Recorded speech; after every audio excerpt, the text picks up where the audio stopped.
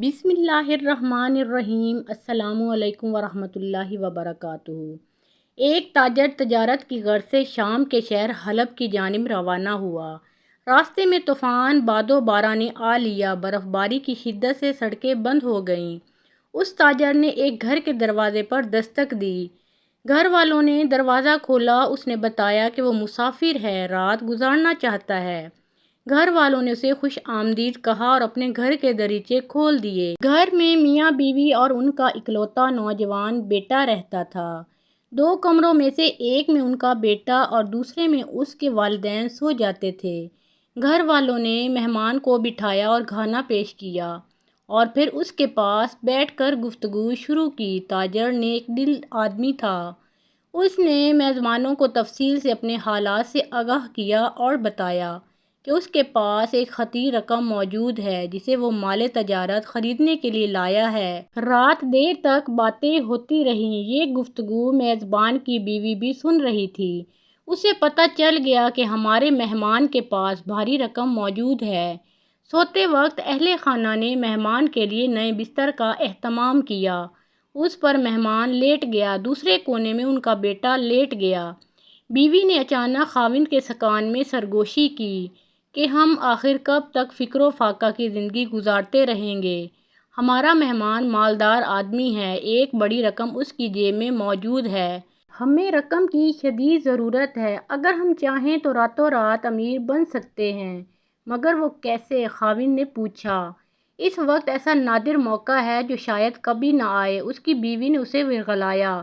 آؤ ہم اس مہمان کو قتل کر دیں اور جتنا مال اس کے پاس ہے وہ قابو کر لیں اور لاش کو ٹھکانے لگا دیں۔ اس طوفان باد و باران کے موسم میں کسی کو کچھ پتہ بھی نہ چل سکے گا۔ کسی کو بھی معلوم نہیں کہ ہمارے گھر میں مہمان موجود ہے۔ رات اندھیری اور سرد ہے۔ لاش کو ٹھکانے لگانا کوئی مشکل نہیں۔ ہم راتوں رات بہت مالدار بن جائیں گے۔ اس کا خاوند پہلے تو انکار کرتا رہا کہ مہمان کے ساتھ ایسا ظلم کرنا بڑی وحشیانہ حرکت ہے، مگر اس کی بیوی اس کا حوصلہ بڑھا رہی تھی کہ ہم اپنی شدید ضرورت کی وجہ سے ایسا کر رہے ہیں۔ خون کرنا ہماری خواہش نہیں۔ اس کی بیوی اسے اسی طرح کے جھوٹے دلائل سے قائل کرتی رہی۔ بالآخر وہ اس کی باتوں میں آ گیا۔ اب وہ اپنے مہمان کو قتل کرنے اور اس کا مال چھیننے کا منصوبہ بنانے لگا۔ رات آدھی سے زیادہ بیت چکی تھی۔ سردی کی شدت میں اضافہ ہو رہا تھا۔ برف باری کا طوفان جاری تھا اور ادھر میاں بیوی خنجر تیز کر رہے تھے۔ بیوی شوہر کو حوصلہ بھی دیتی جا رہی تھی۔ وہ بالآخر اپنے بیٹے اور مہمان کے کمرے میں داخل ہوا۔ بیوی بھی اس کے پیچھے پیچھے تھی۔ وہ آہستہ آہستہ چلتا ہوا کمرے کے بائیں رخ مڑا جہاں اس نے اپنے ہاتھوں سے مہمان کے لیے نیا بستر بچھایا تھا۔ کمرے میں شدید اندھیرا تھا۔ اس نے بستر ٹٹولا، پھر اندازے سے گردن تلاش کی اور خنجر چلا دیا۔ جس طرح بکری ذبح کی جاتی ہے اس طرح اسے ذبح کر دیا۔ اس کی بیوی لپک کر آگے بڑھی اور لاش اٹھانے میں اس کی مدد کی۔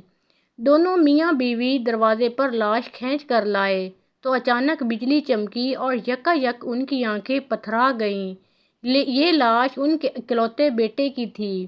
انہوں نے اپنے ہی ہاتھوں اپنے بیٹے کو ذبح کر دیا تھا۔ میاں بیوی کے حلق سے دل دہلا دینے والی چیخیں نکلیں اور دونوں بے ہوش ہو کر گر پڑے۔